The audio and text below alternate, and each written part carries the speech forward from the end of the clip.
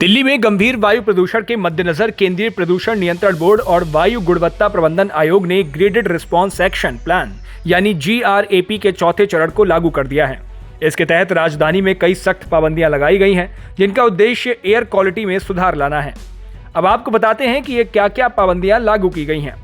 पहली, केवल जरूरी वस्तुओं की आपूर्ति करने वाले ट्रकों को दिल्ली में प्रवेश की अनुमति मिलेगी। दूसरा, स्वच्छ ईंधन यानी CNG, LNG, VS6, diesel, electric वाले ट्रक और हल्के वाणिज्यिक वाहन ही प्रवेश कर सकते हैं। तीसरा, दिल्ली के बाहर पंजीकृत अन्य सभी हल्के वाणिज्यिक वाहन यानी कमर्शियल वाहनों पर प्रतिबंध रहेगा। चौथा, राजमार्ग, सड़क, फ्लाईओवर और सार्वजनिक परियोजनाओं सहित सभी प्रकार के निर्माण और तोड़फोड़ इन कार्यों पर अस्थायी रोक लगाई गई है। इसके साथ ही कक्षा 6 से 9 और 11 के छात्रों के लिए ऑनलाइन कक्षाओं की सिफारिश की गई है। सरकारी और निजी कार्यालय 50% क्षमता पर काम करेंगे, जबकि बाकी कर्मचारी घर से ही काम करेंगे। केंद्र सरकार के कर्मचारियों के लिए भी वर्क फ्रॉम होम का विकल्प सुझाया गया है।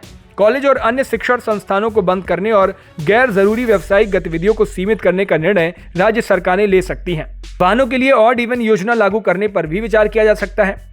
अब आपको बता देते हैं कि ये एयर क्वालिटी इंडेक्स आखिर है क्या। AQI का स्तर जब 401 से 500 के बीच होता है तो इसे गंभीर श्रेणी में रखा जाता है। रविवार को दिल्ली का औसत AQI 500 के पार पहुंच गया था। ऐसे में बच्चों, बुजुर्गों, हृदय या अन्य पुरानी बीमारियों से पीड़ित लोगों को घर के अंदर रहने और बाहरी गतिविधियों से बचने की सलाह दी गई। लोगों से GRAP के निर्देशों का पालन करने और वायु गुणवत्ता सुधार में सहयोग करने का आग्रह किया गया।